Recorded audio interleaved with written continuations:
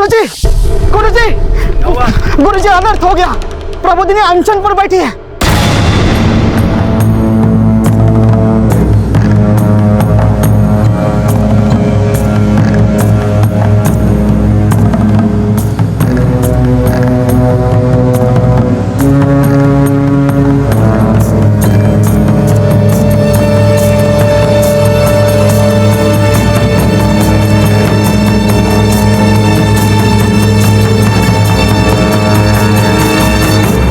प्रबोधिनी, तुम मर्यादा का उल्लंघन कर रही हो।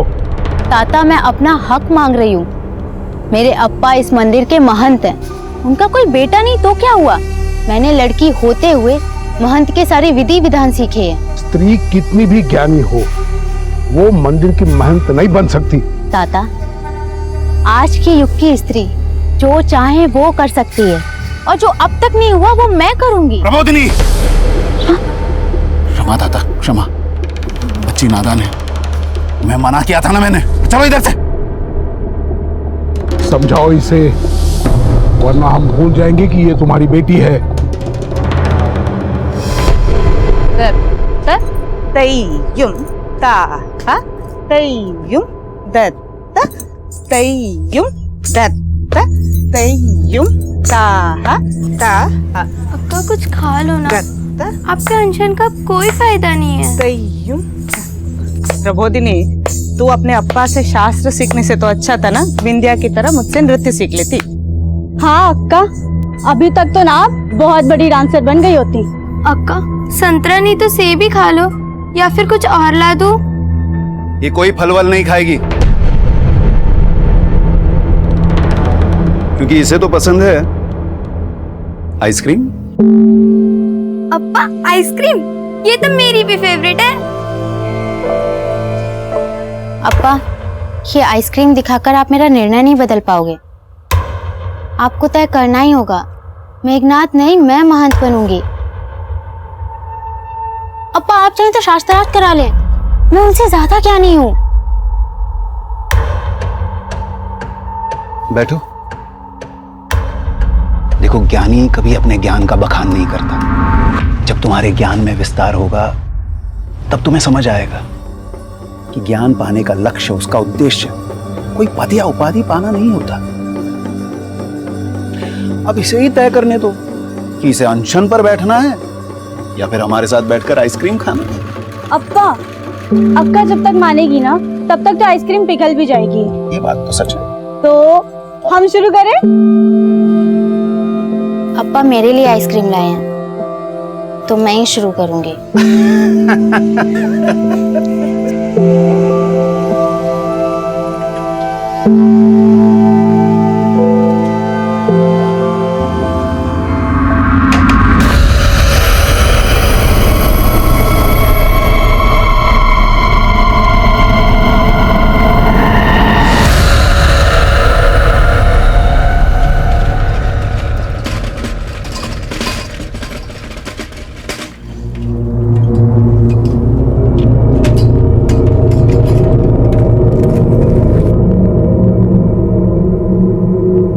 काका, दूध।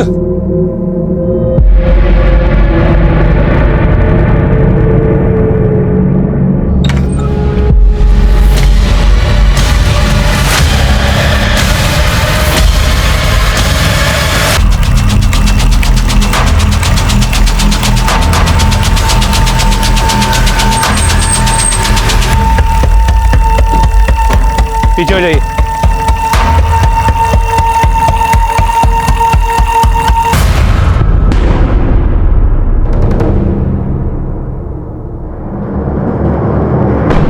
रॉबिन, पूरे घर की अच्छे से तलाशी लो। सर।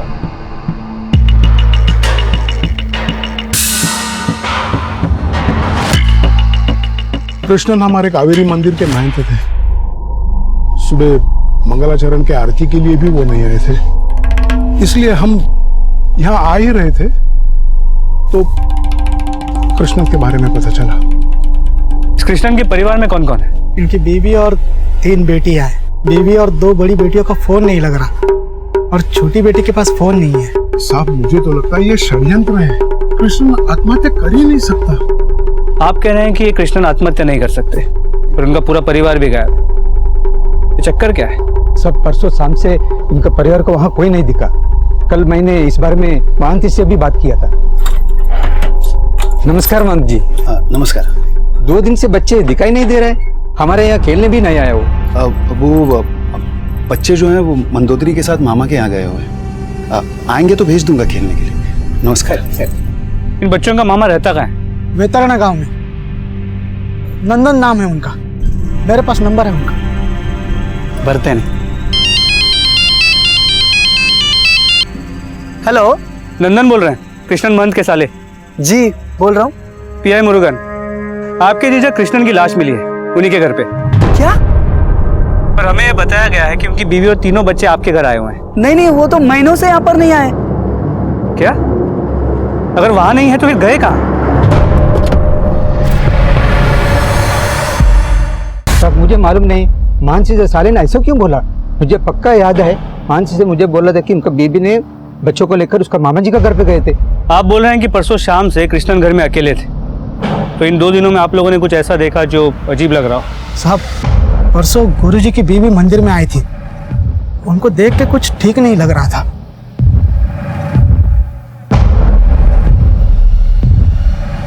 तुम यहाँ क्यों आई?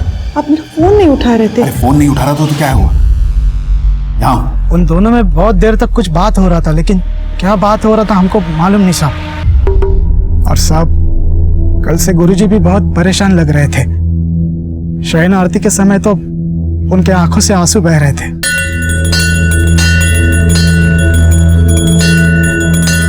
तभी लगा कि गुरुजी प्रभु की भक्ति में भाव विभोर हो रहे हैं।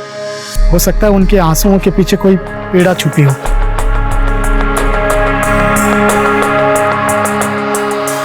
हेगड़े, गांव के बाकी लोगों से बात करो। देखो इस परिवार का गांव में किसी के साथ कोई प्रॉब्लम वगैरह था? सर, ये प्रेस कहाँ से? सर मैंने अपडेट नहीं किया था। सर, कावेरी मंदिर के महंत की मौत बहुत संदिग्ध हालातों में हुई है, तो हम जानना चाहते हैं, जैसे उनका पूरा परिवार गायब है, तो क्या ये आत्महत्या है या फिर कोई साजिश है? एक मिनट।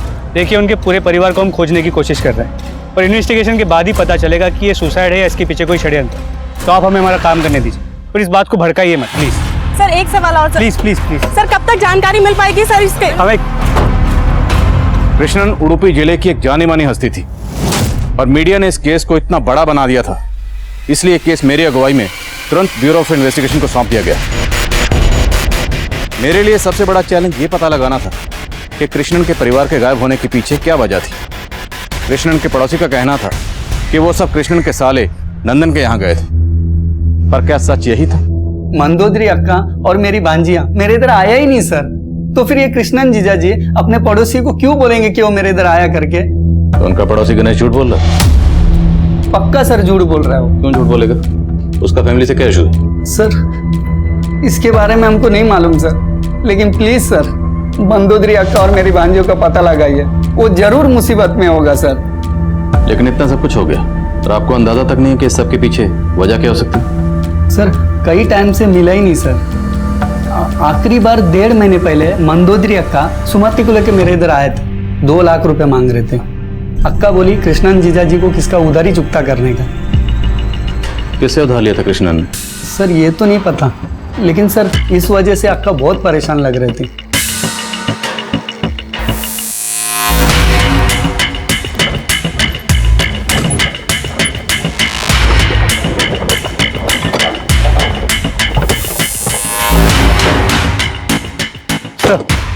नंदन ने हमें भी कहा था कि कृष्णन ने किसी से कर्जा लिया है, लेकिन वो कर्जा किससे लिया है ये अब तक पता नहीं चल पाया। जब हमने घर की तलाशी ली तो घर में सिर्फ 2-2.5 हज़ार रुपए मिले। सोना जेवर सब कुछ गायब था। सर, हमने गांव और आसपास के सभी सोनार से बात भी की, लेकिन किसी ने भी ये नहीं कहा कि कृष्णन की फैमिली से कोई भी उनके पास आया हो सोना गिरवी रखने के लिए।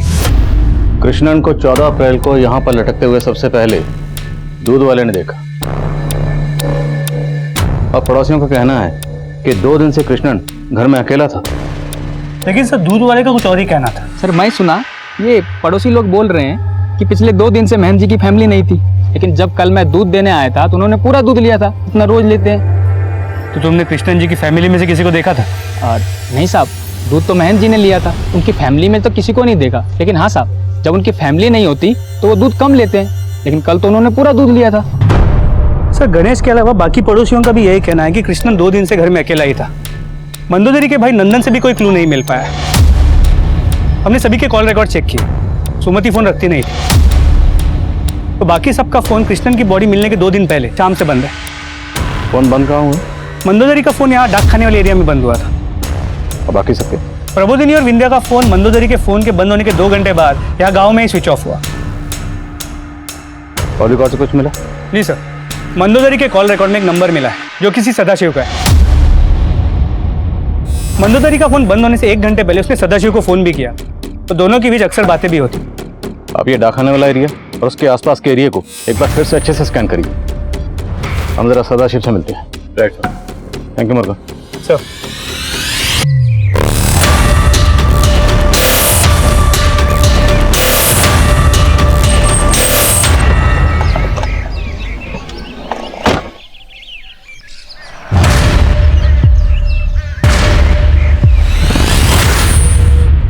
सदाशिव? जी हाँ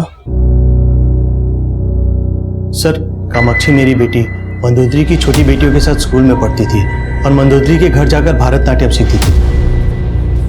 इसीलिए मंदोदरी के साथ फोन पर कभी कभी मेरी बातें हो जाती थी। कभी कभी नहीं, काफी बातें होती थी आपकी। और शायद कृष्णन को आपका इस तरह फोन पे बात करना पसंद नहीं था। ऐसा कुछ नहीं है सर।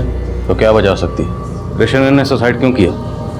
मंदोदरी और उसकी तीनों बेटियां कहाँ गायब हैं? सर इन सब से तो मैं खुद ही हैरान हूँ, पर ऐसा कुछ नहीं है जैसा आप सोच रहे हो।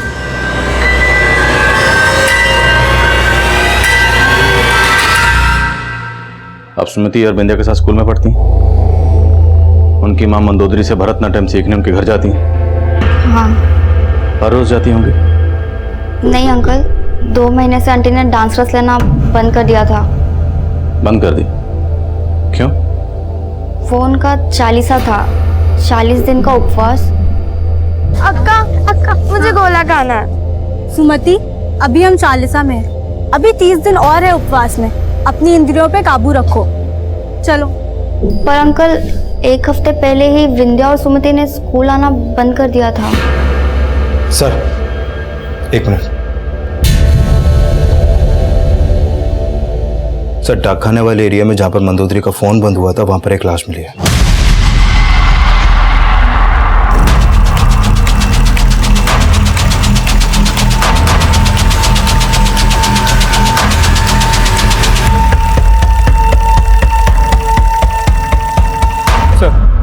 बॉडी मंदोदरी की एक बड़े पत्थर से चेहरे पे वार किया गया। बॉडी को इन झाड़ियों से ढका गया, इसलिए नजर नहीं है। मंदोदरी की बॉडी हमें यहाँ मिली और इनके पति कृष्णन की बॉडी इनके घर में लटकी हुई मिली। घर से गहने गायब हैं, लेकिन बॉडी पर गहने इंटैक्ट। मामला रंजिश का। माँ बाप को मार दिया और उनकी तीनों बच्चियों को गायब कर दिया गया। मुझे घर जाना है, अब क्यों लाई हो मुझे यहाँ? देख, मुंह खोला है ना तो खाना खा ले, जुबान मत चला। खा ले। ये वही घर है जहाँ महंत कृष्णन का हंसता खेलता परिवार रहता था। महंत कृष्णन के बाद उनकी बीवी मंदोदरी की लाश भी मिल गई है, लेकिन उनकी तीनों बेटियां अब तक गायब हैं।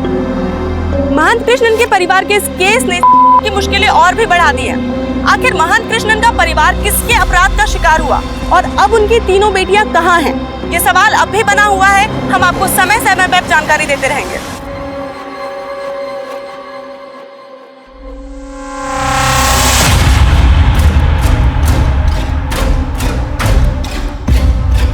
सर कमें? सर मैंने मंदोदरी का बैंक स्टेटमेंट चेक किया। 2 महीने पहले मंदोदरी ने बैंक में अपने गहने गिरवी रख के 2 लाख रुपए का लोन उठाया था और उसी दौरान उसने अपने भाई से भी 2 लाख रुपए मांगे थे।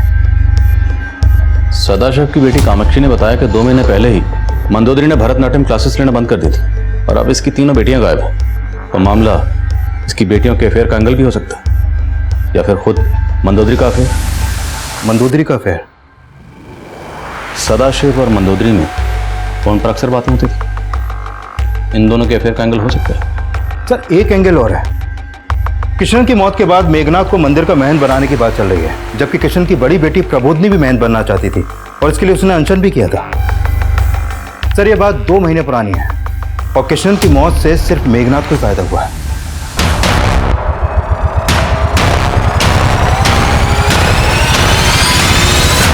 अरे नहीं साहब, क्या बोल रहे हैं आप साहब? साहब मेरे को महान बनने का कोई लालच नहीं था साहब, और ना ही कभी मैंने वो प्रबोधिनी को विरोध किया था। अब आप ही मेरे को बताओ साहब, नारी महंत कैसे बन सकता है? और गुरुजी का खुद उसको विरोध था साहब, लेकिन उस प्रबोधिनी ने बहुत जतन किया था महंत बनने के लिए। महंत तो वो बन नहीं सकी, पर काम ऐसा किया कि खुद गुरुजी भी हैरान थे साहब। कुछ महीने पहले उसने एक लड़का लड़की का विवाह तक करवा दिया था। प्रबोधिनी, क्या कर रही हो तुम? अप्पा मैं महंत तो बन नहीं सकती, लेकिन विधि विधान से किसी का विवाह तो करा ही सकती हूँ ना। स्त्री के द्वारा किया हुआ विवाह समाज को मान्य नहीं होता। मैं इन्हें विवाह के बंधन में बांध चुकी हूँ। जब इन्हें कोई प्रॉब्लम नहीं है तो आपको क्यों है? कृष्ण, कैसे जबान चला रही है थे? संभाल इसे, वरना तेरा मान सम्मान सब मिट्टी में मिला देगी ये। लेकिन प्रबोधिनी के घमंड के वजह से विवाद खत्म ही नहीं हो रहे थे। उस विवाह के कुछ दिन बाद कुछ लोगों ने प्रबोधिनी के मुंह पे कालिक तक पोत दी।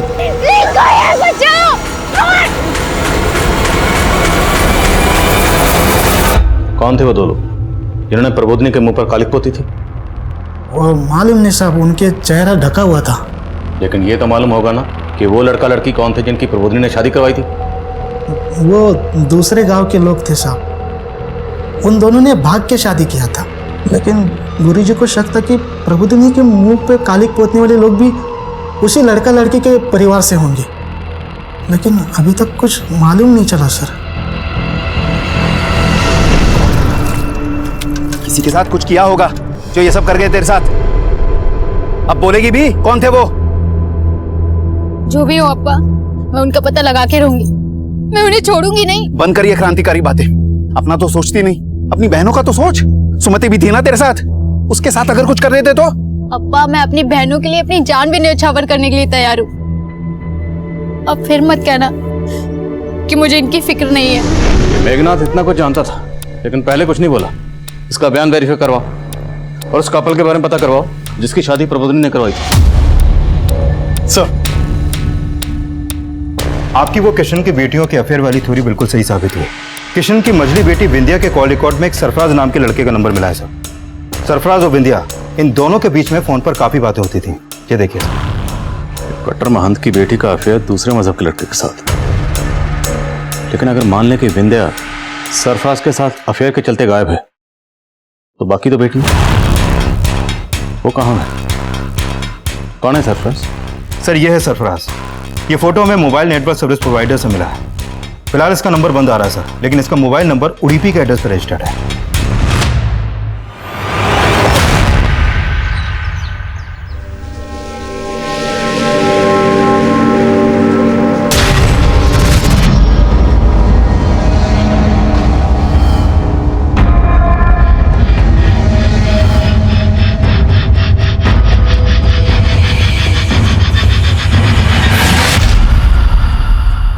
नहीं सर, मैं इस लड़की को नहीं जानता, और जीजाजी और अक्का ने भी ऐसा कुछ बताया नहीं सर। और मुझे नहीं लगता विंध्या दूसरे धर्म के लड़के से दोस्ती करेगी। सर मुझे लगता है कि ये लड़का उसको फोन करके परेशान करता था।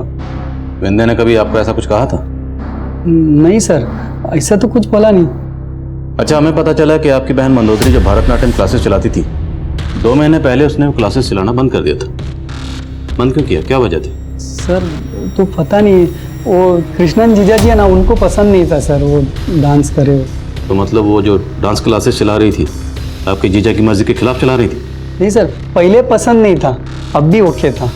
वो सर बचपन में ना वो मंदोदरी अक्का को भरतनाट्यम डांसर बनने का बहुत शौक था, उनका सपना था। तो वो कर नहीं पाई, तो वो चाहती थी अब वो नहीं कर पाई, वो विंध्या करे। आप प्रबोधिनी को शास्त्र सिखा के उसको अपने जैसा बना सकते हैं, तो क्या मैं विंध्या को भरतनाट्यम नहीं सिखा सकती? इसकी रुचि है उसमें। अप्पा प्लीज मान जाओ ना, मुझे नृत्य में बहुत रुचि है। वो तीनों बच्चों से बहुत प्यार करते थे, इसलिए मान गए। लेकिन उनकी बेटी किसी दूसरे मजहब के लड़के के साथ दोस्ती रखे, उस दोस्ती को तो नहीं माने होंगे वो। हाँ विनोद। सर ये सरफराज उड़ीपी में जहाँ रह रहा था वहाँ मैंने उसके घर में छानबीन की लेकिन कुछ मिला नहीं। लेकिन उसके पड़ोसियों ने बताया कि वो कई दिनों से गायब है और यहाँ किराए पे अकेला रहता था, लेकिन उसकी फैमिली केरला की रहने वाली है। अगर फोन स्विच ऑफ हुआ है तो फिर वो केरला में भी नहीं मिलेगा। उसकी फैमिली का पता लगाओ और सरफराज के लिए लुकआउट नोटिस जारी करो।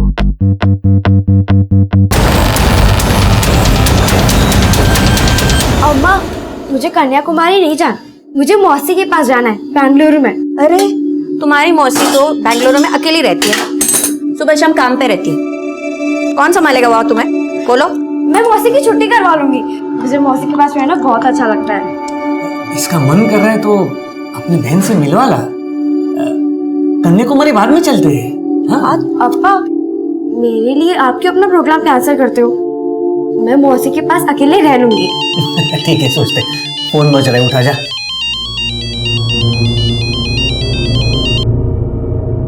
हेलो। हाय सिया।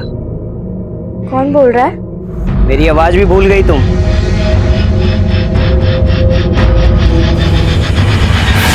हाँ अंकल, मैं सरफराज को जानती हूँ। ये पहले कभी कभी हमारे स्कूल के पास आता था।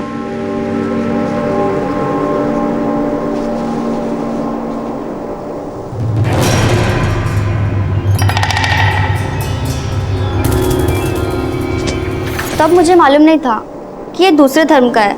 जैसे मुझे मालूम चला, मैंने विंध्या को समझाया कि उसके पापा गुस्सा करेंगे, तो उसने मुझसे कहा कि दारा शिगो है। दारा शिगो? दारा शिगो औरंगजेब का भाई था। दूसरा धर्म का होते हुए भी ना उसने उपनिषद ज्ञान में महारत हासिल किया था। और अब तो सरफराज भी उपनिषद की पढ़ाई कर रहा है। तो 2 साल बाद मैं 18 साल की पूरी हो जाऊंगी और तब तक तो सरफराज भी सब कुछ सीख जाएगा। और फिर क्या, अप्पा इम्प्रेस हो जाएंगे और हमारी शादी हो जाएगी। ले, आ गया तेरा दारा शिगो। अंकल, विंध्या सरफराज से सच्चा प्यार करती थी, फिर उन लोगों ने अचानक मिलना बंद कर दिया। क्यों? ये तो उसने कभी मुझे बताया नहीं। शायद दोनों का ब्रेकअप हो गया था।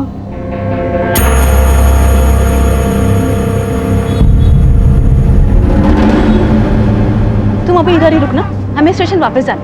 हाँ? मौसी, हाउ आर यू सिया? अच्छी हूँ।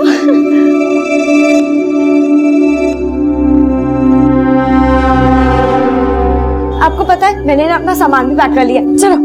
अरे अरे रुको, को बैठने तो दो पहले। क्या तुम? जा पानी लेके। अरे नहीं जीजा जी, ज्यादा टाइम नहीं है, 1 घंटे में ट्रेन भी है और ऑटो भी वेट कर रहा है। सर शायद सरफराज और विंध्या के ब्रेकअप की वजह ये हो कि कृष्णन को उनके अफेयर के बारे में पता चल गया हो और अब विंध्या सरफराज के साथ कहीं भाग गई हो।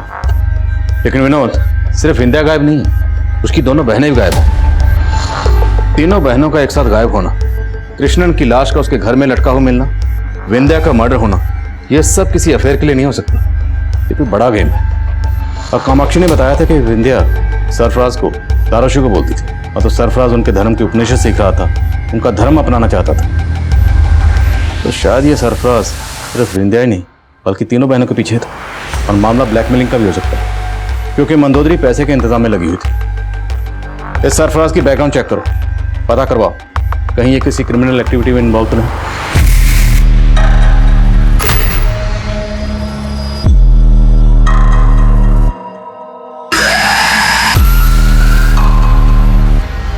दादा का आइसक्रीम दो।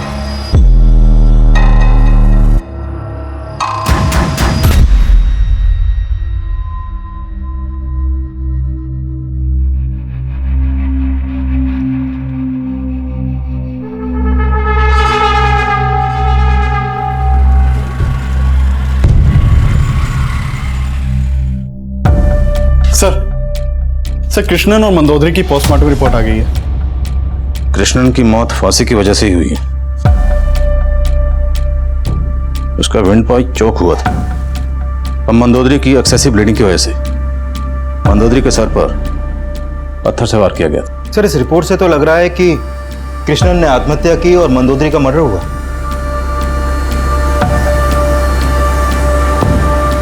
मंदोदरी का कत्ल कृष्णन की मौत के 40 घंटे पहले हुआ। जिस दौरान वो कृष्णन से मिलने मंदिर गई। और मौत से एक दिन पहले कृष्णन काफी दुखी थे और आरती के वक्त रो भी रहे थे। और कृष्णन जी के दुख की वजह भी यही होगी कि तब मंदोदरी भी गायब हो गई थी और उनकी तीनों बेटियां भी। सर कहीं उन सबको किसी ने किडनैप तो नहीं किया? बेटियों को किसने किडनैप कर लिया, लेकिन मंदोदरी, उनका कत्ल किसने किया, क्यों किया? और कृष्णन इतना सब कुछ जानते थे, फिर भी कोई पुलिस कंप्लेंट फाइल नहीं की। क्या उन्हें मजबूर किया जा रहा था? पॉसिबल है सर। और उनकी लाश को उनके घर की छत से लटकाकर उनकी मौत को सुसाइड दिखाने की साजिश भी हो सकती है, क्योंकि जब उनकी लाश देखी गई घर का दरवाजा खुला हुआ था। और पोस्टमार्टम रिपोर्ट के हिसाब से मौत के कई दिन पहले से उनके पेट में बहुत कम खाना जा रहा था। कामाक्षी ने मैं बताया था कि वो 40 पे थे, मतलब 40 दिन का उपवास रख रहे थे। हाँ सर, और ये बात मेघनाथ ने भी कंफर्म की थी कि कृष्णन 40 पे थे। अच्छा, ये 40 सिर्फ कृष्णन जी ही रखते थे या फिर उनका पूरा परिवार भी? पूरे परिवार के बारे में मेरे को नहीं मालूम साहब, लेकिन वो 40 पे थे। इनके 40 का इस केस से कोई ना कोई ताल्लुक जरूर हो सकता है। हमें किसी भी सूरत में कृष्णन की इन तीनों बेटियों को जल्द से जल्द ढूंढना होगा।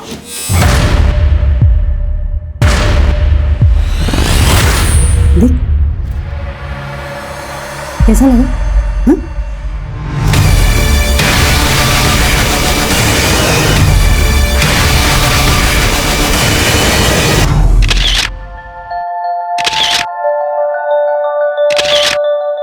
वाओ मौसी, आप तो कमाल की फोटोग्राफर हो। मैं कमाल की नहीं हूँ, तू है ही इतनी फोटोजेनिक। सी कितनी अच्छी फोटोग्राफ्स आई हैं। ये वाली बहुत अच्छी है। नेक्स्ट देख। एक मिनट मौसी। हेलो, कैसी हो सिया? Wrong number. किसका फोन था सिया? रॉन्ग नंबर मौसी।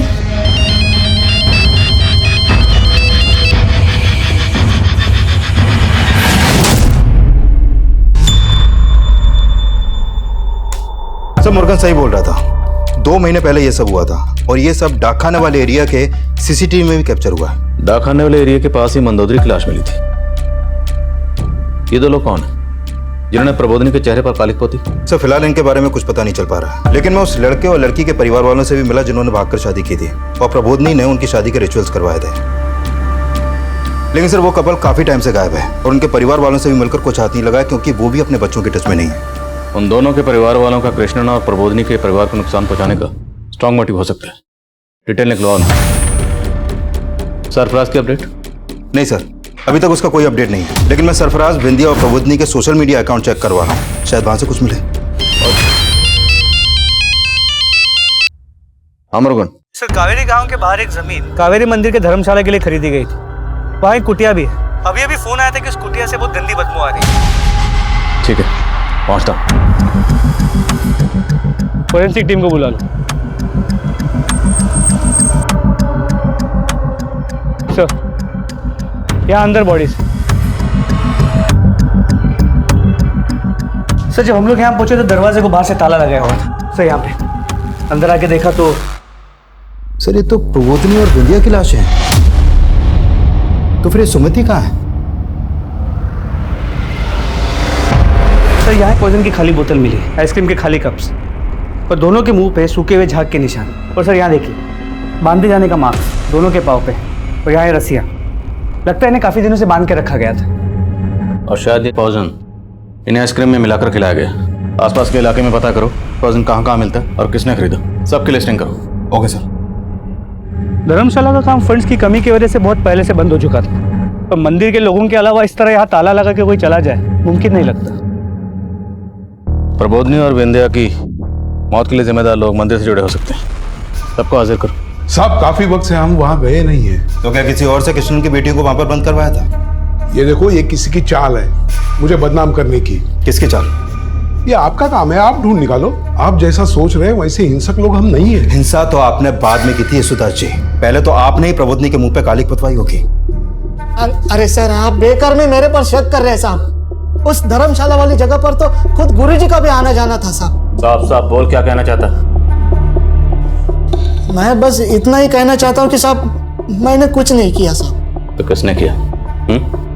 तुम्हारे ठेकेदार ने, यशुदास ने? बार बार एक ही बात का जवाब नहीं देंगे हम, हमें जाने दो। अगर आप हमें बंद करेंगे तो जगह जगह दंगे होंगे। आप जानते नहीं है हमारा यहाँ कितना प्रभाव है। जब तक इन दोनों के खिलाफ कोई ठोस सबूत नहीं मिलता, इन्हें यहाँ ज्यादा देर तक रखना ठीक नहीं होगा।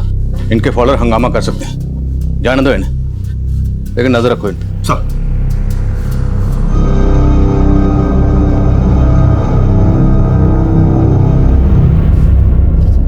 क्यों ये सब देखकर वही सब बातें याद कर रही हो? क्या सोच रही हो? कुछ नहीं अप्पा। मैं जानता हूँ बार बार पुलिस के यहाँ आने से तो घबरा गई है, पर डर मत। मैंने जो समझाया है वही करना। किसी को भी विंध्या की मम्मी की वो बातें बताना मत। सर कमेन। क्राइम सीन पे जो आइसक्रीम के कप मिले थे उस पॉइजन के ट्रेसेस मिले हैं, और वो पॉइजन कहाँ से और किसने खरीदा था पता चल गया। किसने खरीदा था? अरे साहब आप बार बार मेरे को उठा के यहाँ पे लेके आते।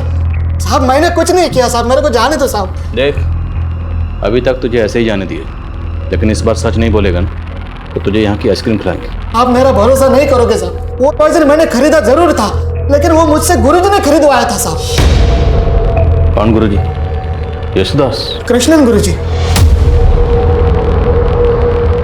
मैं सच बोलता हूँ साहब, आपको उस दुकान वाले ने भी बताया होगा। मैंने वो पॉइजन गुरुजी के मौत के एक हफ्ता पहले खरीदा था, और खाली पॉइजन नहीं खरीदा साहब, उसके साथ में मैंने घर का राशन भी खरीदा था। अम्मा आई। अम्मा राशन। मेरे को शक है कि गुरुजी ने ही वो पॉइजन निकल के उस धर्मशाला वाली कुटिया में ले गए होंगे। तो अब तू ये नई कहानी सोच कर आया? अरे नहीं साहब, मैं कोई कहानी नहीं बना रहा साहब। उस रात को आरती के समय गुरुजी के आंख में आंसू देखा तो मुझे अजीब सा लगा। मैंने सोचा कि गुरुजी को जाके मिलूंगा उनके घर पे, इसलिए मैं घर भी गया था तो वहां पे ताला था साहब। मैं वापस मंदिर की ओर निकला तो गुरुजी, आप इतनी रात को यहाँ पे क्यों आए गुरुजी? वो मैं जरा ध्यान लगाने के लिए आया। चलो। साहब, उस रात गुरुजी का बर्ताव मुझे कुछ अजीब सा लग रहा था साहब, और जब वहां से लाशें निकली तो मैं समझ गया साहब। तो तू कहना चाहता है कि कृष्णन ने खुद अपनी बेटियों को वहां कैद करके रखा हुआ था और उन्होंने आइसक्रीम में पॉइजन मिलाकर अपनी बेटियों को खिला दिया? नहीं साहब, उन्होंने क्या किया मेरे को नहीं मालूम साहब। और हमें मालूम है। दरअसल उस रात तूने कृष्णन को वहां नहीं देखा था, कृष्णन ने तुझे वहां देखा था। उस कुटिया में कृष्णन ने अपनी बेटियों को नहीं, तूने उनकी बेटियों को कैद करके रखा हुआ था। आइसक्रीम में जहर कृष्णन ने नहीं, तूने मिलाया। तूने उनका मर्डर किया। कृष्णन ने तुझे वहां देख लिया था, इसलिए तूने कृष्णन को उनके घर में लटका दिया। मंदोदरी का मर्डर भी तुमने किया। तो क्या बोल रहे साहब? मैंने ऐसा कुछ नहीं किया साहब। ये बोल, सुमति कहाँ है? साहब मेरे को नहीं मालूम सुमति के बारे में, मुझे छोड़ दो साहब, मैंने कुछ नहीं किया साहब। ये ऐसे नहीं मानेगा, इसे दूसरे कैबिन में लेके जाओ, अच्छे से आइसक्रीम खिलाओ। अरे साहब मेरी बात सुनो साहब, मेरे को छोड़ दो साहब। साहब मैंने कुछ नहीं किया साहब। अरे साहब,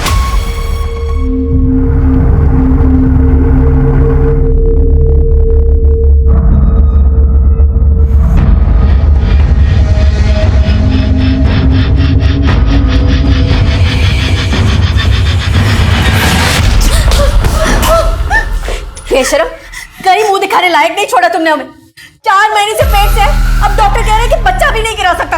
क्यों पेट से मर जाएगी वो।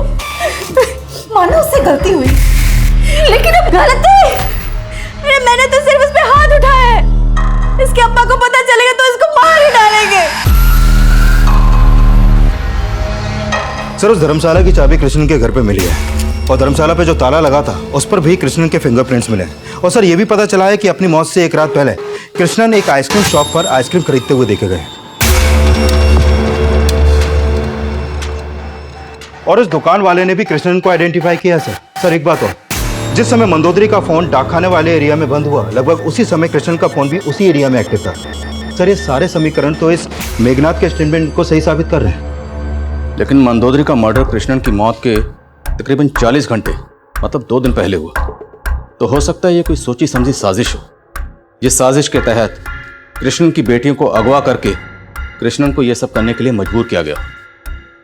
क्राइम सीन पर कृष्णन के फिंगरप्रिंट्स का मिले और कृष्णन के फोन का सेम उसी लोकेशन पर एक्टिव होना जहां पर उसकी पत्नी मंदोदरी का फोन स्विच ऑफ हुआ था, ये सब किसी साजिश की तरफ इशारा करते हैं। इस केस में ऐसे और बहुत से सवाल हैं जिनका जवाब मिलना भी बाकी है। कृष्णन ने कर्जा किससे लिया था? और मंदोदरी पैसों का इंतजाम क्यों कर रही थी? और सरफराज क्यों गायब है?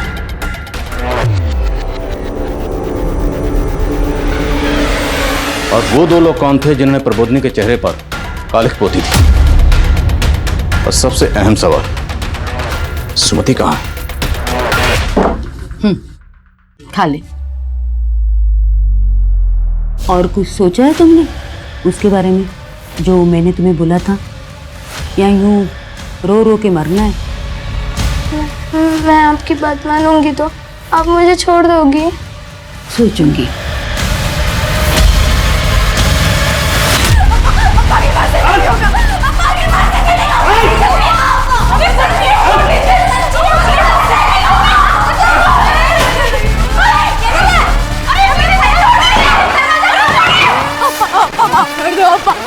कूद यहाँ से, कूद।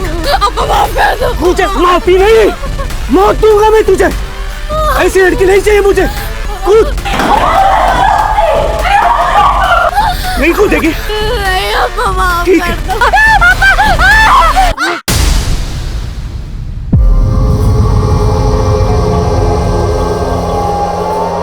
सर, प्रबोधनी और विंध्या की पोस्टमार्टम रिपोर्ट के मुताबिक इन दोनों की मौत जहर खाने से हुई, जो इनको आइसक्रीम में मिलाकर दिया गया।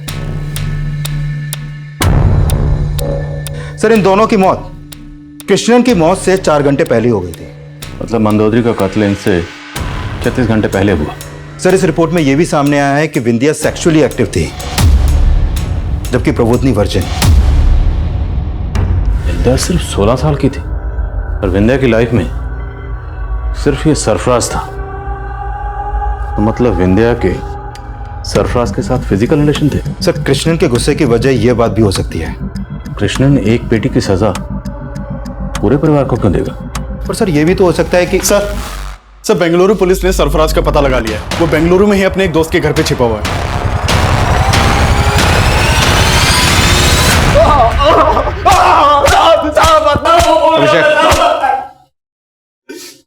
बोल। साहब, अम्मा कसम मैं सच बोल रहा है साहब। मैं भागा नहीं था। तो मेरे को खबर आई कि विंध्या के फादर ने सुसाइड किया और सारा फैमिली गायब है, तो मैं डर गया था साहब। सोचा वो मंदिर वाले लोग आके मेरे को परेशान करेगा, नुकसान पहुंचाएगा। विंध्या के फादर कृष्णन को पता था कि तुम्हारी विंध्या के साथ सिर्फ दोस्ती नहीं, फिजिकल रिलेशन भी थे? नहीं सर, हम लोग में ऐसा कोई रिलेशन नहीं था सर, बल्कि हम लोग में अच्छी दोस्ती थी। और 2 महीने पहले पता नहीं अचानक विंध्या ने वो खत्म कर दी। विंध्या, तुम्हें हो क्या गया है? तुम मुझे ऐसे अवॉइड क्यों कर रही हो? सरफराज, इस वक्त मेरे पास तुम्हारी बातों का कोई जवाब नहीं है। प्लीज मुझसे मिलने की कोशिश मत करो। क्यों ना करूं? मैं प्यार करता हूं तुमसे, और ये अचानक से क्या हो गया तुम्हें? मैं तुम्हें कुछ भी अभी नहीं बता सकती। प्लीज छोड़ दो मुझे। विंध्या, उस दिन कामाक्षी के पापा ने मेरे को देख लिया था। मुझे लगा वो विंध्या के पापा को जाके बताएंगे, इसलिए साहब मैं चिप गया था। मैं भागा नहीं था साहब। यहां तेरी कोई सफाई नहीं चलने वाली। अगर ये सरफराज वाकई सच बोल रहा है तो ऐसी क्या वजह रही होगी कि विंध्या ने उसे 2 महीने पहले अवॉइड करना शुरू कर दिया? और वो कौन है जिसके साथ विंध्या के फिजिकल रिलेशन थे और विंध्या सेक्सुअली एक्टिव हुई? सूत्रों से पता चला है कि भी यही मान रही है कि कृष्णन ने ही अपने पूरे परिवार का मर्डर किया है। विंध्या और उसके बॉयफ्रेंड सरफराज के खिलाफ कोई भी ठोस सबूत नहीं मिल पाया है। और अगर कृष्णन ने ही अपने पूरे परिवार का मर्डर किया है तो क्या इसके पीछे का राज ये है कि कृष्णन का अपनी खुद की बेटी के साथ नाजायज संबंध था? अरे मीडिया वही कहती है जो पुलिस उन्हें बताती है, और वो पुलिस तो कुछ कर नहीं पा रही है, और इसलिए वो कृष्णन के ऊपर ऐसे घिनौने आरोप लगा रही है। ये हम कभी बर्दाश्त नहीं करेंगे। हमने ऐसी कोई थ्योरी नहीं बनाई थी कि कृष्णन के अपनी बेटी के साथ नाजायज ताल्लुकात थे, लेकिन मीडिया के अनुमान ने माहौल काफी बिगाड़ दिया था। हमने तुरंत प्रेस कॉन्फ्रेंस करके ये यकीन दिलाया कि हम कृष्णन के परिवार के गुनाहगारों का जल्द से जल्द पता लगाएंगे। तब हमने महसूस किया कि इस परिवार पर जो गुजरी थी उसकी वजह 2 महीने पुरानी थी। उसी दौरान मंदोदरी पैसों का इंतजाम करने में जुटी थी। उसी दौरान मंदोदरी ने भरतनाट्यम की क्लास लेना बंद किया था और उसी दौरान कृष्णन का परिवार चालीसा यानी 40 दिन का उपवास रख रहा था। हमने इस टाइम पीरियड पर फोकस किया और कई नए नतीजे सामने आए। सर कम इन। सर, मंदोदरी की मौत से 2 महीने पहले के उसके पुराने कॉल रिकॉर्ड में एक फेक आईडी का नंबर मिला है। फेक आईडी का नंबर? हाँ सर, ये देखिए। और उस दौरान इस नंबर से मंदोदरी को काफी कॉल होते थे। और सर, मैंने चेक किया कि कृष्णन की मौत से 55 दिन पहले मंदोदरी विंध्या और उसकी दोस्त कामाक्षी को लेकर चेन्नई गई थी। कामाक्षी भी उनके साथ गई थी? हाँ सर, मंदोदरी ने चेन्नई जाने वाली एक ट्रेन में टिकट बुक कराई थी और ये टिकट कामाक्षी, विंध्या और मंदोदरी के नाम पर बुक थी। और सर, वो फेक आईडी का नंबर जिससे मंदोदरी को कॉल होते थे, वो नंबर भी अक्सर चेन्नई में एक्टिव रहता था। हाँ अंकल, आंटी मुझे और विंध्या को चेन्नई ले गई थी। तुम लोग वहां पे 3 दिन थे, कहाँ रुके थे? वो आंटी के सहेली के यहाँ। कौन सहेली? क्या नाम? हम उन्हें आंटी बोलते थे, तो मुझे उनका नाम नहीं पता, और वो कहाँ रहती है मुझे ये भी नहीं पता। आपको तो पता होगा। मंदोदरी आपकी बेटी को लेकर कहाँ गई थी? नहीं सर, मुझे भी याद नहीं है। मेरा बहुत भरोसा था उन लोगों पे, इसलिए पूछा नहीं। कामाक्षी उनके साथ घूमने जाना चाहती थी, इसलिए अलाउ कर दिया।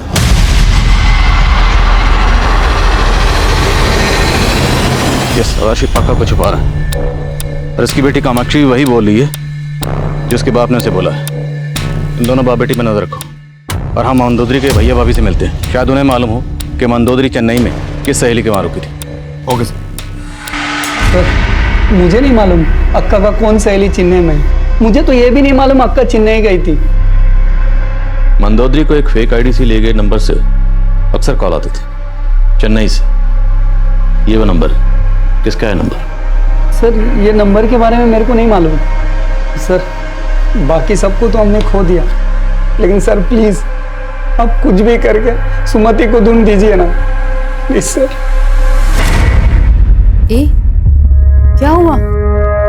मैंने तो तुझे अभी बांध के भी नहीं रखा है, तो गुमसुम से क्यों बैठी है? मुझे अक्का, अम्मा और अप्पा की याद आ रही है।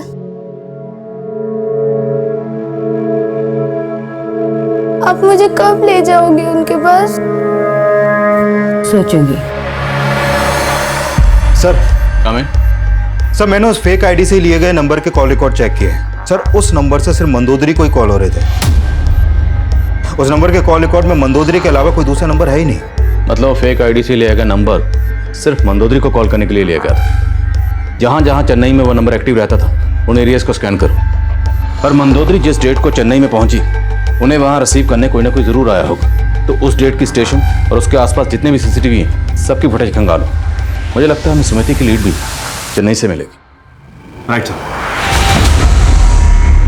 सुमति की तलाश में हम चेन्नई रेलवे स्टेशन से लेकर हर छोटी बड़ी जगह पर लगातार तफ्तीश कर रहे थे, पर हमारे हाथ कुछ नहीं लगा। हमने उस दुकान का पता लगा लिया था जहां से वो फेक आईडी वाला नंबर खरीदा गया, जिससे मंदोदरी को लगातार कॉल हो रहे थे। लेकिन ये पता नहीं लग पाया कि वो नंबर इस्तेमाल कौन कर रहा था, और ये भी पता नहीं लग पाया कि वो 2 लोग कौन थे जिन्होंने प्रबोधिनी के चेहरे पर कालिख पोती थी। सरफराज, मेघनाथ, यशुदास और सदाशिव जैसे कई सस्पेक्ट हमारे रडार पर थे, लेकिन हम तब ये पता लगाने में नाकाम रहे कि सुमति उस वक्त कहाँ थी। इसलिए हमने उसकी तस्वीर सारे अखबारों और सोशल मीडिया पर सर्कुलेट करना शुरू किया। लेकिन 4 महीने गुजरने के बाद भी हमारे हाथ कोई लीड नहीं लगी। लेकिन उसी दौरान एक और गुनाह इस दशक की एक बड़ी ब्रेकिंग न्यूज़ बनने वाला था।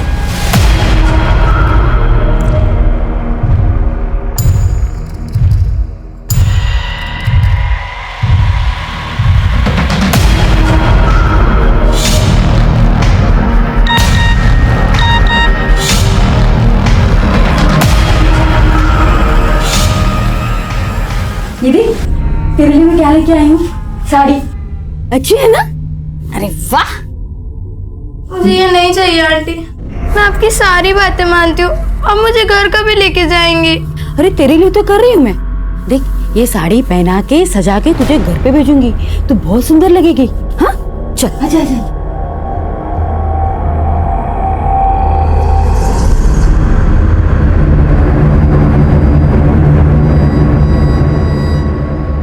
देखिए, सिया की नॉर्मल डिलीवरी पॉसिबल नहीं है, हमें कुछ इंतज़ार करना पड़ेगा, लेकिन ऑपरेशन करना ही होगा। ठीक है डॉक्टर साहब, ठीक है। ठीक। एक्सक्यूज मी, मुझे आप लोगों से कुछ बात करनी है। आप बाद में बात कीजिए प्लीज। आप लोग मैं प्रेस से हूँ, मुझे अभी बात करनी है आप लोगों से। बोलिए, क्या बात करनी है? मैंने पता किया कि सिया की उम्र 16 से भी कम है और आप लोग उसकी डिलीवरी करवा रहे हैं। आप लोग सच सच बताइए, सिया का रेप हुआ है ना? आप लोग यही बात पुलिस से छुपाने की कोशिश कर रहे हैं ना? देखिए आपको गलत फहमी हुई है। मेरी बेटी का कोई रेप नहीं हुआ है, बस उसे गलती हो गई है कि इतनी कम उम्र में उसने अपने बॉयफ्रेंड से रिलेशन बना लिया बस। बॉयफ्रेंड? कौन है उसका बॉयफ्रेंड? व्योमकेश हमारी बिरादरी का है, हमने समझौता भी कर लिया है। वो बच्चे को एक्सेप्ट करेगा। जब सीए 18 ईयर्स की हो जाएगी ना तो हम शादी कर देंगे उसकी। ठीक, चल। तो फिर आपके पास व्योमकेश का फोटो तो होगा? अरे मैडम ट्रस्ट में, हम कह रहे हैं कि हमारी बिरादरी का है। ट्रस्ट कर रही हूँ, आपसे फोटो दिखा दीजिए। अरे ये देखिए, यही है व्योमकेश।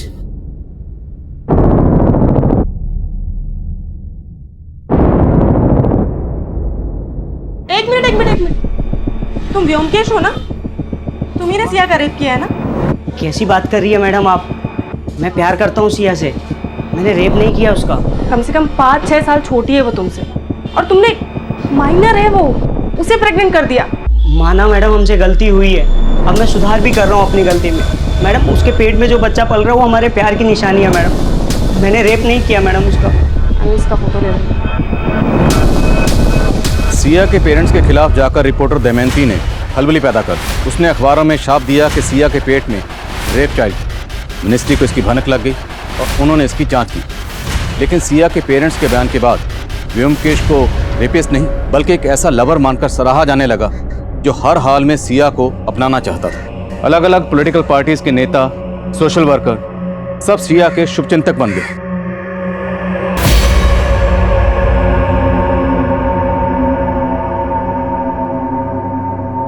लेकिन बच्चे को जन्म देने के बाद संदिग्ध हालात में सिया की मौत हो गई। उसके बाद ऐसे ऐसे राज सामने आने लगे कि पूरा स्टेट हैरान रह गया। सिया की मौत के बाद से उसका बॉयफ्रेंड व्योमकेश फरार है, जिससे सवाल ये उठता है क्या वाकई में व्योमकेश उस बच्चे का पिता था या फिर किसी गुनाह को छिपाने की साजिश की जा रही है। देखिए, मुझे तो लगता है कि सिया का मर्डर भी एक साजिश है। आखिरी में वेंकट ही मिला था सिया से, और मुझे तो डाउट है कि ये व्योमकेश भी वेंकट का ही एक मोहरा है। असल में वेंकट का ही रिलेशन था सिया के साथ। देखिए, बिना किसी आधार के शमिता मेरे ऊपर आरोप लगा रही है। ये मेरे को बदनाम करने का उसका साजिश है और उसका फायदा वो अगले इलेक्शन में उठाना चाहती है। ये केस भी कृष्ण के केस की तरह ही एक सेंसिटिव केस था, इसलिए ये केस भी मेरी अगुवाई में ब्यूरो ऑफ इन्वेस्टिगेशन को सौंप दिया गया। और अब सिया के केस में हमें कृष्ण के परिवार के साथ हुए गुनाहों के जवाब भी मिलने वाले। सिया ने तो हमें यही बोला था कि व्योमकेश उसका बॉयफ्रेंड था। ये व्योमकेश अब कहाँ?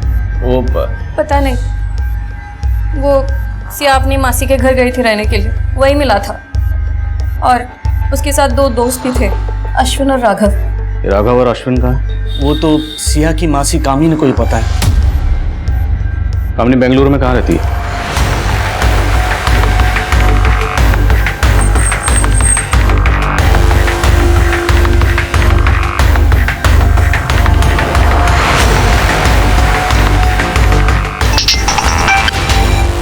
विनोद सर, ये कामिनी अपने घर पे भी नहीं मिली, कई दिनों से ताला लगा उसके घर पे। तो मतलब सिर्फ कामिनी नहीं, व्योमकेश भी गायब है। ढूंढो इन दोनों को और व्योमकेश के दोस्तों का भी पता लगाओ। Okay sir. सर आपके लिए एक लेटर आया है, लेकिन भेजने वाले ने इसके ऊपर अपना नाम पता कुछ नहीं लिखा है। लेटर?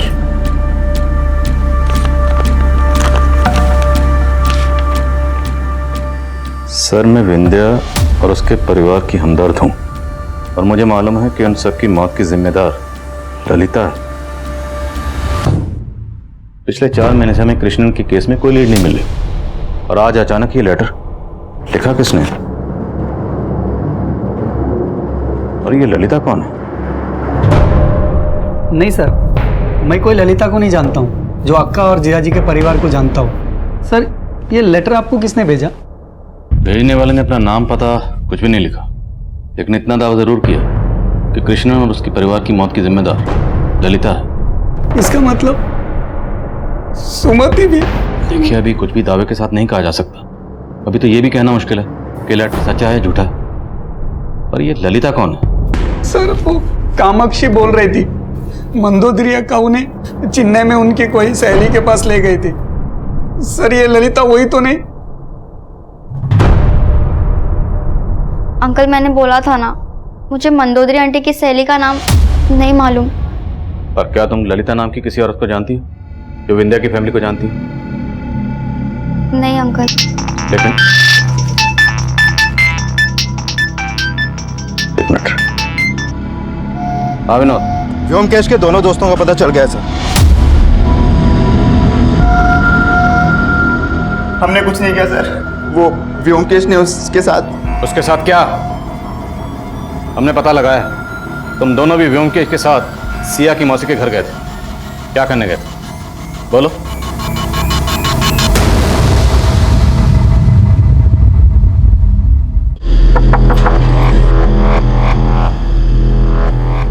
तुम यहाँ?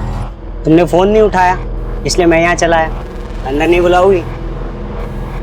मौसी घर पर नहीं। तब तो अच्छा मौका है। व्योमकेश, अरे क्या कह रहे हो? साहब हमें नहीं पता कि उसने अंदर जाके सिया के साथ क्या किया। हम तो बाहर ही खड़े थे, फिर उसकी मासी आई और उनको देखकर हम लोग भाग गए। अरे सिया? हम तो खुद हैरान थे सर कि वो सिया के साथ शादी करने के लिए राजी कैसे हो गया था। वो तो सिर्फ सिया के साथ मजे लेना चाहता था सर, इसके अलावा हमें कुछ नहीं पता सर। व्योमकेश और कामनी ये दोनों इस वक्त कहाँ हैं? सर हम सच्ची में कुछ नहीं जानते। सर हमने ललिता के बारे में मेघनाथ समेत कई लोगों से पूछताछ की, लेकिन किसी को भी ललिता के बारे में कुछ नहीं मालूम। तो हो सकता है ललिता का नाम इस केस में हमारा ध्यान भटकाने के लिए लाया गया हो, क्योंकि अगर किसी को लीड देनी थी तभी देते। अब अचानक से इतने अरसे बाद ये लेटर क्यों लिखता? फिर भी पता करो ये लेटर पोस्ट कहां से हुआ। शायद ये भी पता चले कि पोस्ट किया किसने। Okay sir. और अभिषेक,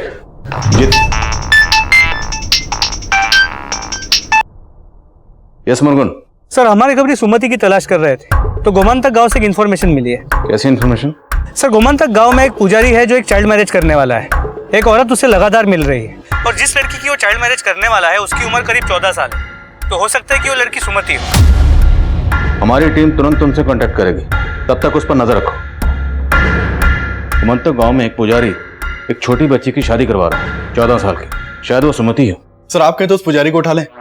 नहीं, अभी पुजारी को उठाएंगे तो उस औरत को शक होगा। अभी चुपचाप गांव में जाओ और पुजारी पर नजर रखो और पता लगाओ कि जिस छोटी बच्ची की वो शादी करवा रहा है क्या वो वाकई सुमति है। Okay sir.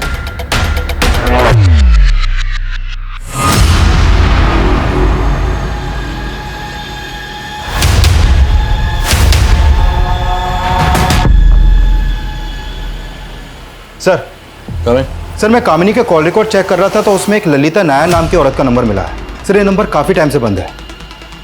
ये उसका फोटो है सर। ये फोटो हमें मोबाइल नेटवर्क सर्विस प्रोवाइडर से मिला है।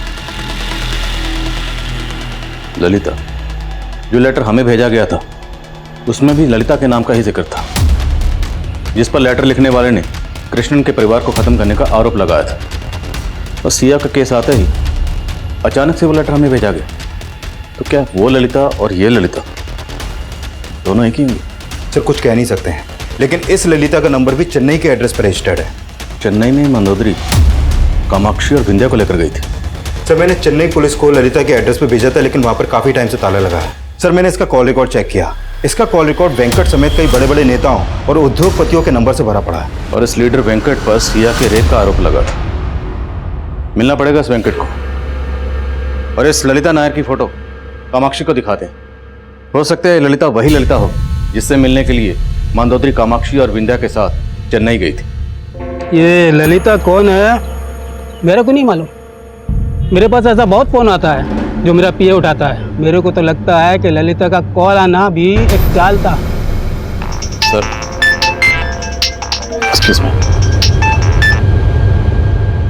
हेलो सर मैंने कामाक्षी को ललिता नायर का फोटो दिखाया तो उसने पहचाने से मना कर दी, लेकिन सर मालूम चला है कि जो लेटर आपको भेजा गया था वो लेटर किसी और ने नहीं बल्कि उडीपी डाकखाने से कामाक्षी ने पोस्ट किया था। वहां के एक सीसीटीवी में वो लेटर बॉक्स में लेटर डालते हुए कैप्चर हुई थी। हाँ अंकल, मंदोदरी आंटी हमें चेन्नई में इन्हीं के पास ले गई थी। ललिता नाम है इनका, इसलिए तुमने हमें लेटर लिखा था। पहले क्यों नहीं बताया? पापा ने बताने के लिए मना किया था। क्यों मना किया? क्या छुपा रहे हो? बस सर हम अपनी इज्जत बचा रहे थे, बाकी कुछ भी गलत नहीं किया सर। Excuse me sir. हाँ अभिषेक। सर वो गमंता गांव का पुजारी इस बच्चे की शादी करवाने के लिए जाने वाला है। ठीक है, मैं पहुंचता हूँ अभी।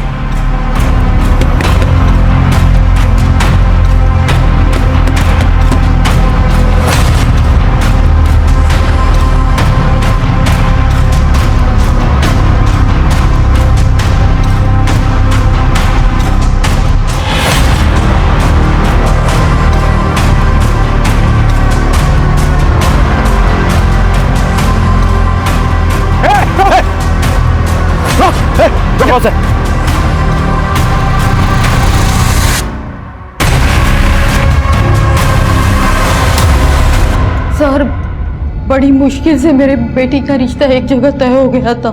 जिस लड़की को मैंने अपने बेटे के लिए चुना था उसी की शादी वो प्रबोधिनी ने दूसरी जगह करवाई थी।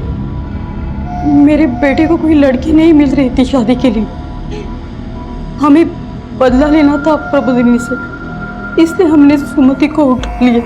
मुझे तो बस अपने बेटे का घर बसाना था। अपने बेटे का घर बसाने के लिए तुमने सुमिति को अगवा कर लिया और कृष्णन का पूरा परिवार तबाह कर दिया। नहीं नहीं, हमने कुछ नहीं किया। ये ललिता है ना, हमारे साथ मिली हुई है, कहाँ मिलेगी ये? हम इसको नहीं जानते, हमने किसी को कुछ नहीं किया। रेणु, खातिर करो रुद्रान की।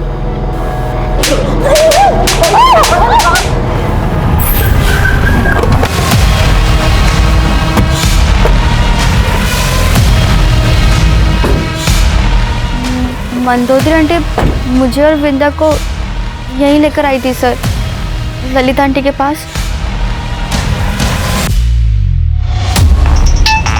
हाँ विनोद। सर कामाक्षी ने जो बंगलो दिखाया है वो शूटिंग के लिए दिया जाता है, और जिस दौरान मंदोदरी कामाक्षी और विंध्या को लेकर यहाँ पर आई उस समय ये बंगलो विक्रांत प्रोडक्शन को दिया गया था। और सर ये भी पता चला है कि ये ललिता नायर एक मॉडल कोऑर्डिनेटर है और सिया की मौसी कामनी एक फोटोग्राफर। ये दोनों इस वक्त कहाँ हैं? सर शायद बेंगलुरु में हो। विक्रांत प्रोडक्शन से ललिता के बेंगलुरु का एड्रेस मिला है। सिया हमेशा से एक एक्ट्रेस बनना चाहता था। अक्का और जीजा जी को ये बात बिल्कुल नहीं पसंद था। समर वेकेशंस पे सिया हमारे पास आया था ताकि वो फिल्म्स में ट्राई कर सके। ललिता एक मॉडल कोऑर्डिनेटर है, काफी टाइम से हम उसको जानता था। जानती हूँ एक प्रोड्यूसर है जिसे सिया जैसा ही चेहरा चाहिए। मैंने ललिता पे ट्रस्ट करके सिया को इसके साथ भेज दिया, पर मुझे नहीं पता था कि ये उसके बचपने का फायदा उठा के उसके साथ चीट करेगा। सिया मेरी बातों में आ गई। मुझे लगा कि मैं उसकी मासूमियत का फ़ायदा उठा सकती हूँ और मैंने वही किया। और उसे सिर्फ प्रोड्यूसर्स के पास ही नहीं, बाकी बड़े बड़े लीडर्स, बिजनेसमैन उनके पास भी ले जाने लगे। सिया जब अपने घर वापस चली गई तो तब मालूम चला कि वो प्रेग्नेंट थी। उसने मुझे सब बताया कि ललिता ने उसके साथ क्या क्या करवाया। हमें बहुत गुस्सा आया सर, पर इसने हमको धमकी दिया था। तो अगर अपना मुंह खोलेगी ना तो सारा करियर बर्बाद हो जाएगा। बहुत बड़े बड़े लोग इसमें इन्वॉल्व हैं। बेहतर यही होगा कि अपना मुंह बंद कर। व्योमकेश सिया को बहुत पसंद करता था सर। हमने उसका फायदा उठाया और बोला कि हम तुम दोनों का मैरिज करवा देगा, और सिया को भी अच्छे से समझा दिया। व्योमकेश कहाँ है? पता नहीं सर। तुमने मंदोदरी, कामाक्षी और विंध्या को ट्रैप कैसे किया? दोनों बच्चियों ने स्कूल की ओर से एक एनजीओ में डांस परफॉर्मेंस दिया था। सोशल नेटवर्क पे उनकी और एनजीओ की फ़ोटोज़ थी। मेरे जानने पहचानने वाले एक प्रोड्यूसर को वो दोनों लड़कियां पसंद आ गई। सर उस आदमी ने मुझे बहुत बड़ा ऑफर दिया उन लड़कियों के लिए। मैंने फेक आईडी के नंबर से मंदोदरी को कॉल किया। उसको बहुत बड़ा झांसा दिया सर कि एक बहुत बड़ा प्रोड्यूसर इन दोनों लड़कियों को लेकर एक बहुत बड़ी फिल्म बनाना चाहता है। मंदोदरी उन दोनों लड़कियों को लेकर चेन्नई आ गई। मैंने कोल्ड ड्रिंक में बेहोशी की दवा मिलाकर उनको पिला दी। तो उसी फिल्म को लेकर तूने ब्लैकमेल कर रही थी और उनसे पैसे मांग रही थी, इसलिए मंदोदरी पैसों के इंतजाम में लगी हुई थी, क्योंकि ये उसे ब्लैकमेल कर रही थी ना ब्लैकमेल? सर पर हमने किसी को नहीं मारा है सर, सच में। ललिता के बयान के बाद हमने उन दोनों केसेस में कई गिरफ्तारियां की, जिसमें लीडर वेंकट और व्योमकेश भी शामिल थे।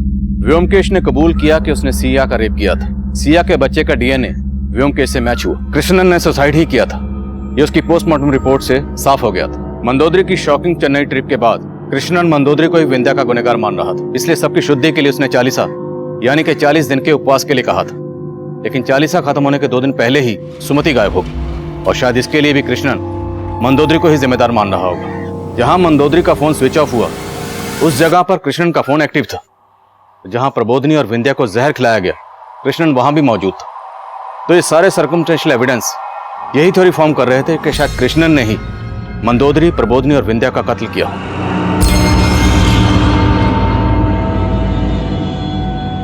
कृष्णन ने यह सब क्यों किया, किन हालात में किया, यह हमेशा एक अनसुलझी पहेली ही रहेगी।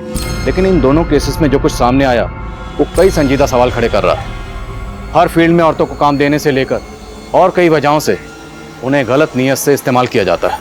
अब मैं आदिल खान आपसे इजाजत लेता हूं। आपसे फिर मुलाकात होगी एक और नए केस के साथ। तब तक देखते रहिए क्राइम पेट्रोल दस्तक। मकसद बताना नहीं, बचाना है।